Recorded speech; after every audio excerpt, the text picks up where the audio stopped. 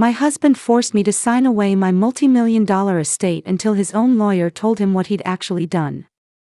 Before the story continues, kindly subscribe to support us. And while you're here, say hi and tell us where you're watching from. We cherish every comment. The pen felt like lead in my trembling fingers as I stared at the documents spread across our mahogany dining table. The same table where we'd shared countless Sunday dinners, where I'd blown out birthday candles, where we'd planned our future together.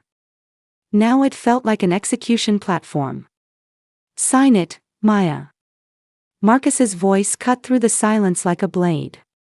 His 6-foot frame loomed over me, casting shadows across the papers that would strip away everything my grandmother had worked for. Everything she'd left me. My chest tightened as I read the words again: transfer of estate ownership. The house in the hills, the rental properties, the investment accounts, all worth $8 million. All about to become his. Baby, please, I whispered, my voice cracking. Grandma Rose left this to me. It's been in our family for 3 generations. Marcus slammed his palm against the table, making me flinch. Your family. We're married, Maya. What's yours is mine, what's mine is yours. That's how this works. His dark eyes held no warmth, no trace of the man who'd whispered sweet promises in my ear just 2 years ago. The diamond on my finger, the same one he'd proposed with at sunset on the beach, now felt like a shackle. How had we gotten here? How had love turned into this cold transaction? The lawyer's waiting, Marcus said, checking his Rolex. Sign it now, or I'm filing for divorce tomorrow. And trust me, baby, you won't like how that goes. My hand shook as I brought the pen closer to the signature line. I set the pen down, my heart hammering against my ribcage. I need to understand something first. Why now? We've been married 2 years, and you've never. Never what? Never wanted what's rightfully mine. Marcus moved closer, his cologne, the same Tom Ford I'd bought him for our first anniversary, now making me nauseous. I've been patient, Maya. But my business needs capital, and this inheritance is just sitting there. That business. His consulting firm that never seemed to have actual clients. The mysterious meetings. The late-night phone calls he'd take in another room. My stomach churned as pieces started clicking together. What kind of capital? I pressed, studying his face. What aren't you telling me? His jaw clenched, a vein pulsing at his temple. The kind that keeps us living the lifestyle you've grown accustomed to. Designer bags, expensive dinners, that BMW in the driveway. You think that comes from my good looks? The words hit like ice water. My grandmother's money had been funding our life this entire time, not his mysterious business success. I'd been so naive, so blinded by what I thought was love. So this was always the plan. My voice was barely a whisper. Marry me, get access to the inheritance. Marcus's mask slipped for just a moment, revealing something cold and calculating underneath. Then the charming smile returned, the one that had fooled me completely. Sign the papers, Maya. Don't make this harder than it has to be.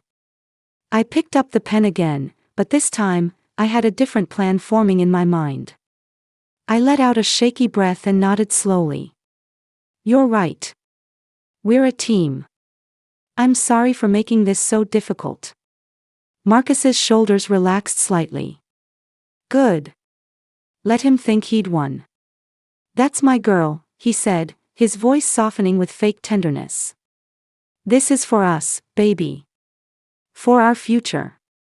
I signed my name with deliberate care, each letter a performance. Maya Washington Chen. The hyphenated name I'd been so proud to take now felt like a brand marking me as his property. There, I said, sliding the papers toward him. Happy now? He actually smiled, that megawatt grin that had made me fall for him at my cousin Jasmine's wedding. Very happy.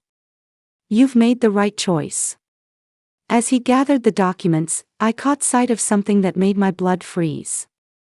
A business card had slipped from between the pages. Henderson and Associates, divorce specialists. He'd been planning this all along. Win or lose, he was leaving me.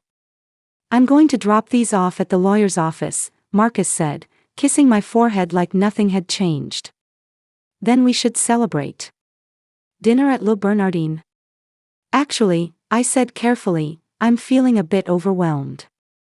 Maybe I'll just stay in tonight. You go ahead. Something flickered in his eyes, suspicion. But he nodded. Sure, baby. Get some rest.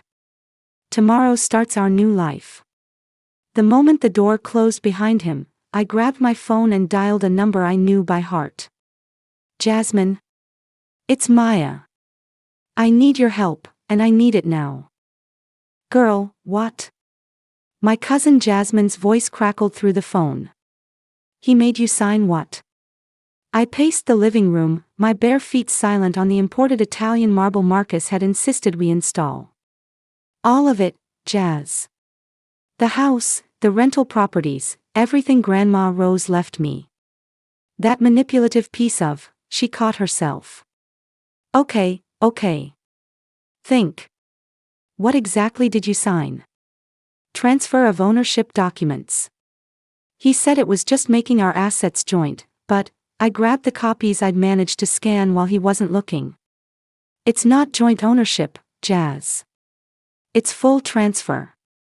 To him. Only him. Silence stretched between us before Jasmine spoke again, her voice deadly calm. Maya, remember when we were 12 and you helped me get revenge on that boy who broke my heart? You mean when we signed him up for every embarrassing magazine subscription we could find? Despite everything, I almost smiled. That's my cousin. We're gonna get through this, but we need help. Real help. She paused. I'm calling Aunt Denise. No. I nearly dropped the phone. You know how she feels about Marcus. She'll just say, I told you so, Anne. And what? Let you lose everything Grandma worked for because you're too proud to ask for help. Jasmine's voice softened. Baby girl, Aunt Denise might be tough, but she loves you. And more importantly, she's got connections you need right now. I closed my eyes, thinking of my mother's sister, the family attorney who'd handled Grandma Rose's will, the woman who'd warned me Marcus was moving too fast. Call her, I whispered. The doorbell rang, making me jump. Marcus was back. I ended the call and smoothed my hair before opening the door. But it wasn't Marcus standing on my doorstep, it was a woman I'd never seen before, elegant and poised despite the late hour. Mrs. Chen. Her voice carried a slight accent I couldn't place. My name is Dr. Victoria Sterling. I apologize for the intrusion, but I need to speak with you about your husband. My grip tightened on the door handle. I'm sorry, who are you? Someone who should have reached out sooner. She glanced over her shoulder nervously. May I come in? What I have to tell you isn't safe to discuss out here. Every instinct screamed danger, but something in her eyes, fear, guilt, made me step aside. Dr. Sterling moved into the foyer with the careful precision of someone accustomed to being watched. She was stunning, probably mid-40s, with silver-streaked hair and expensive jewelry that suggested serious money. Your husband, she began, then stopped. No, that's not accurate. The man you married, his real name isn't Marcus Chen. The world tilted sideways. What? It's Martin Cartwright. And I'm his wife. His first wife, who he never divorced. I sank onto the couch, my legs suddenly unable to support me. That's impossible. We have a marriage license, A marriage license obtained with fraudulent documents. Dr. Sterling sat across from me, her hands clasped tightly in her lap. Mrs. I don't even know what to call you. Legally, you're not his wife. You never were. The room spun as the implications hit me. If we weren't legally married, then the documents I just signed. The estate transfer, I breathed. Dr. Sterling nodded grimly. I'm a forensic accountant, Mrs. Washington. I've been tracking him for 2 years, watching him systematically destroy lives. Yours is just the latest. How many? I asked, though I wasn't sure I wanted to know. You're number 5. Dr. Sterling opened her leather briefcase and pulled out a thick folder. Sarah Mitchell in Atlanta. Jennifer Hayes in Miami. Christina Rodriguez in Phoenix. Tanya Johnson in Chicago. She set photos on my coffee table like tarot cards revealing a horrible future. All successful women. All with significant assets. All targeted, seduced, and stripped of everything they owned. I stared at the photos. Different faces, different backgrounds, but the same hollow look in their eyes, the look I now recognized in the mirror. How? My voice came out as a croak. He studies his targets carefully. Finds women who've recently inherited money or have successful businesses. Women who are lonely, maybe isolated from family. She paused meaningfully. Women who are grieving. Grandma Rose had died just 6 months before I met Marcus at Jasmine's wedding. I'd been drowning in loss, vulnerable and desperate for someone to make the pain stop. He becomes exactly what you need, Dr. Sterling continued. Charming, attentive, understanding. The perfect partner. Until he gets what he came for. But why are you telling me this? If you're his wife. Because I was victim number 1. Her voice hardened. He destroyed my practice, bankrupted my children's college funds, left me fighting for my professional reputation. It took me 3 years to rebuild my life and start tracking him down. I thought about the business card I'd seen, the divorce attorney. He's going to leave me. Within the week, I'd guess. Once the estate transfer is finalized, he'll file for divorce citing irreconcilable differences. You'll be left with nothing, and by the time you realize what happened, he'll be gone with a new identity in a new city. The front door clicked open. Marcus's voice echoed through the house, Maya. Baby, I'm home. Dr. Sterling grabbed my hand, her grip surprisingly strong. There's still time to stop this, but we have to move fast. Do you trust me? Footsteps approached the living room. I had seconds to decide. Hide, I whispered. Dr. Sterling slipped behind the kitchen archway just as Marcus entered the living room, his arms full of champagne and roses. Surprise. He beamed that perfect smile. I know you said you wanted to stay in, but I thought we should celebrate properly. His eyes scanned the room, lingering on the spot where the photos had been moments before I'd swept them under a magazine. That's sweet, baby. I forced brightness into my voice while my heart threatened to explode. How did things go with the lawyer? Perfect. Everything's filed and processed. Mr. Henderson says the transfer should be complete by Friday. He set the champagne on the table and pulled me into his arms. We did it, Maya. We're finally on the same team. The lies came so easily to him. Even now, knowing what I knew, part of me wanted to believe the warmth in his voice was real. I love you, he murmured against my hair. I love you too, Marcus. The name felt like poison on my tongue. He pulled back, studying my face with those dark eyes I'd once thought were soulful. You seem tense. Everything okay? From the kitchen came the faintest sound, a shoe against tile. Marcus's head turned slightly. What was that? The ice maker, I said quickly. It's been making weird noises all day. I keep meaning to call a repair guy. He nodded, but I caught him glancing toward the kitchen again. Suspicion was creeping in, changing his posture, sharpening his features. You know what? Marcus said casually, I'm gonna grab us some glasses for the champagne. No. The word came out too sharp, too panicked. His eyes narrowed. In that moment, the mask finally fell away completely, revealing the predator underneath. What's in my kitchen, Maya? The silence stretched between us like a tightrope ready to snap. Marcus took a step toward the kitchen, and I knew I was out of time. Her name is Dr. Victoria Sterling, I said, my voice steadier than I felt. And she's your wife. Marcus froze mid-step. For a moment, something flickered across his face, surprise. Fear. Then his expression went completely blank. You must be confused, baby. I don't know anyone by that name. Martin Cartwright.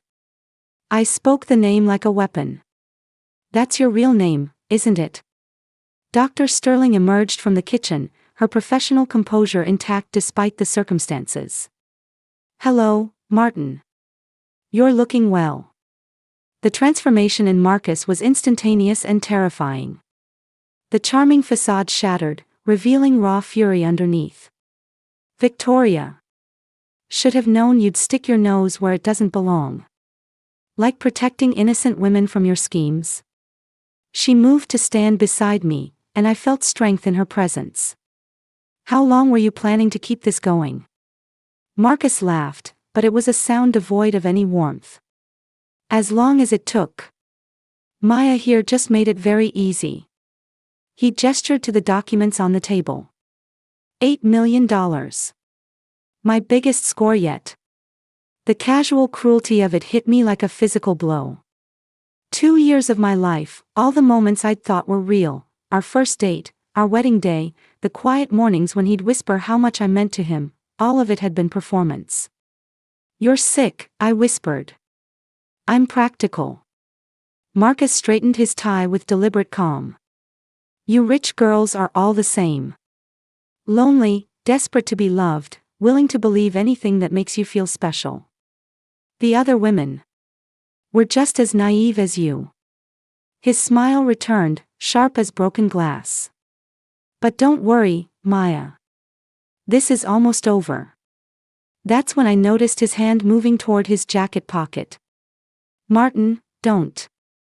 Dr. Sterling's voice carried a warning I'd never heard before, professional authority mixed with genuine fear. My eyes followed her gaze to Marcus's hand, which had still just inside his jacket. The implication hit me like ice water, he was armed.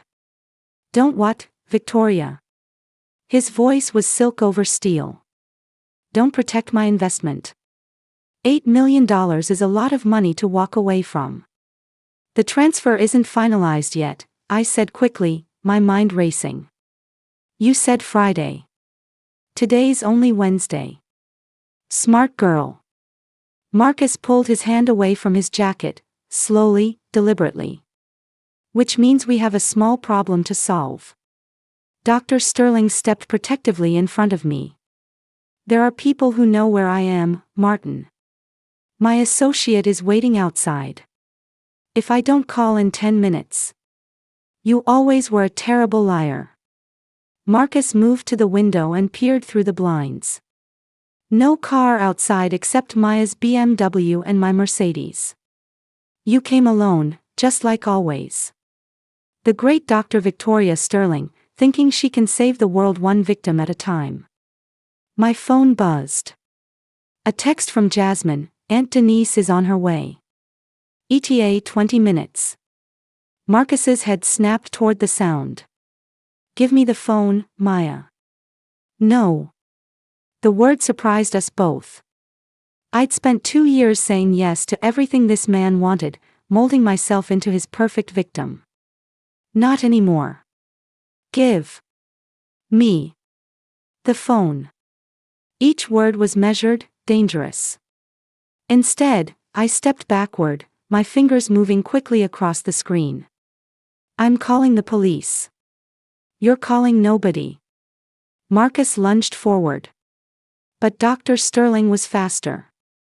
She grabbed the crystal vase from the side table and swung it at his head.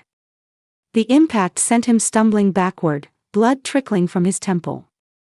"Run," she shouted. We bolted for the front door.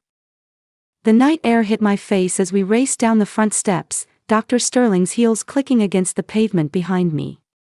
My bare feet found traction on the cold concrete as adrenaline flooded my system. My car. Dr. Sterling pointed to a silver sedan parked 3 houses down, hidden in shadows where Marcus couldn't have seen it from the window. Behind us, the front door slammed open. "Maya." Marcus's voice boomed through the quiet neighborhood.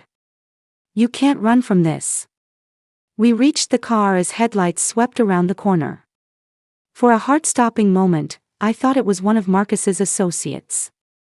Then I recognized the familiar outline of my Aunt Denise's Cadillac. "Thank God," I breathed. But Marcus was closer than I'd thought. His hand grabbed my shoulder just as Dr. Sterling got her car door open. "You signed those papers willingly," he snarled in my ear. "Try to fight this in court, and I'll destroy what's left of your reputation. Rich girl loses inheritance to gambling debts, drug problems, mental instability. I'll make it all stick. Let her go, Martin." We all turned. Aunt Denise stood beside her car, her lawyer's briefcase in one hand and something else in the other, something that gleamed in the streetlight. "Pepper spray," she said calmly, raising the small canister. "And unlike my niece, I have no problem using it on a man who puts his hands on women without permission." Marcus released me but didn't back down. Denise Washington. Still playing the family protector, I see.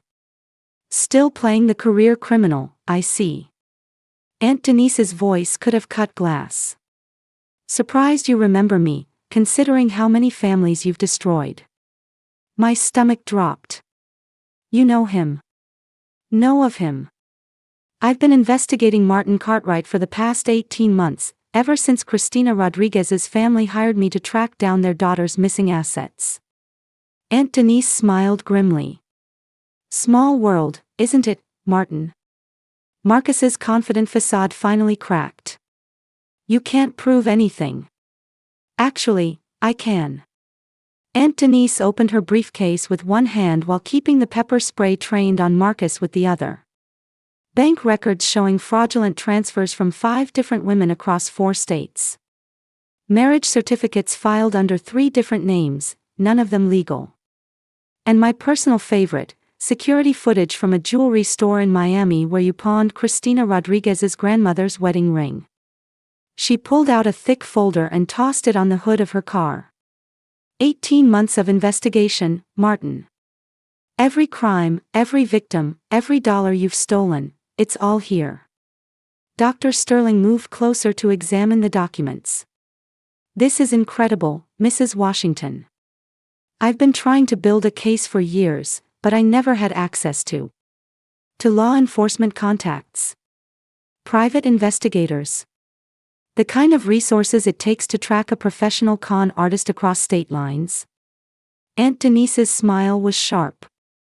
"That's what happens when you mess with family." Marcus looked between us, calculation flickering in his eyes. He was trapped, but men like him always had an exit strategy. "None of this changes what Maya signed," he said. "Those documents are legal and binding. The estate transfer goes through Friday whether you like it or not." "About that." Aunt Denise pulled out another document. "Maya, do you remember calling me last month about updating your grandmother's will?" I frowned. "We talked about it, but I never," my eyes widened as understanding hit. "You didn't." "I absolutely did. Filed a codicil to Rose Washington's will, backdated to 6 months before her death. Any inheritance transfer requires approval from the estate's legal representative, that's me, and written consent from 2 family members. Jasmine's signature is already on file." Marcus's face went white. "That's forgery. That's protection. The transfer Maya signed tonight. Completely invalid without the additional signatures." Aunt Denise stepped closer, her pepper spray still ready. "Your biggest score just became your biggest mistake. The sound of sirens grew louder in the distance. "You called them," Marcus said. I held up my phone. 20 minutes ago. The police cars rounded the corner with red and blue lights painting the quiet street in chaos. Marcus looked around desperately, at Dr. Sterling blocking his path to the sedan, at Aunt Denise with her pepper spray, at me with my phone still recording everything. "This isn't over," he snarled. "Actually, it is." Detective Rivera stepped out of the lead patrol car, his weathered face grim but satisfied. "Martin Cartwright, also known as Marcus Chen, also known as Michael Carson, you're under arrest for fraud, bigamy, and identity theft." 2 officers flanked Marcus as Detective Rivera read him his rights. I watched, feeling strangely detached, as they cuffed the hands that had touched me with false tenderness for 2 years. "Mrs. Washington," Detective Rivera nodded to Aunt Denise, "thank you for the cooperation. We've been tracking this guy for months." "The other victims?" Dr. Sterling asked. "Will finally get their day in court. Your evidence, combined with Mrs. Washington's investigation, should put him away for a long time." As they loaded Marcus into the back of the patrol car, he caught my eye through the window. Even now, even caught and cuffed, he had the audacity to mouth the words, "I love you." The lie was so complete, so practiced, that for a split second I almost believed it. Then the car drove away, taking my nightmare with it. Dr. Sterling put her arm around my shoulders. "How are you holding up?" I looked around at the chaos on my quiet street, neighbors peering from windows, police tape being strung up, evidence bags being filled with the remnants of my shattered life. "I don't know," I admitted. "I feel like I've been living someone else's life for 2 years." "In a way, you have," Aunt Denise said gently. "But Maya, the important thing is you fought back. You chose to save yourself." "We all did," Dr. Sterling added. "This is what happens when women stand together." As dawn approached, I realized she was right. Months later, I stood in the garden of my grandmother's house, my house now, legally and completely. The estate transfer had been reversed, Marcus was serving 5 to 10 years in federal prison, and I was slowly learning to trust my own judgment again. Dr. Sterling had become more than an ally, she'd become a friend. Together, we'd started a foundation to help fraud victims recover their assets and rebuild their lives. 5 women had already been helped through our program. "Maya." Jasmine called from the kitchen. "The contractors want to know about the marble in the foyer." "Rip it out," I called back. "All of it."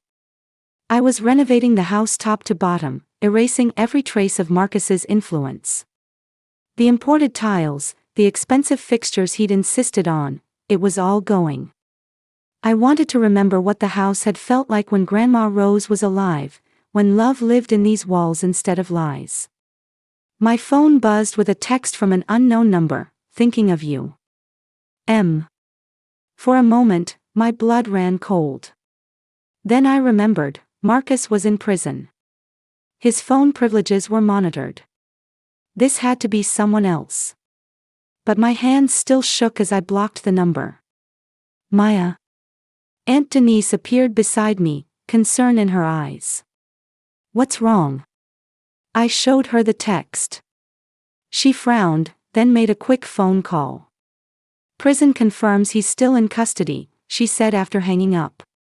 "Probably just a wrong number." I nodded, but unease prickled at the back of my neck. Marcus had been a master manipulator with connections I was still discovering. Even behind bars, could he still reach me? "Don't let him live in your head," Aunt Denise said firmly. "You survived him once. You can do it again if you have to." I looked around at the garden my grandmother had loved, at the house that had sheltered 3 generations of strong women, at the family and friends who had stood by me when I was too broken to stand by myself. Marcus had tried to steal my inheritance, but he'd failed to understand what I'd truly inherited from Grandma Rose: resilience, courage, and the knowledge that some things are worth fighting for. My phone buzzed again. This time it was Dr. Sterling. New victim reached out. Can you meet tomorrow? I smiled as I typed back, absolutely. The past was behind me. My real future was just beginning.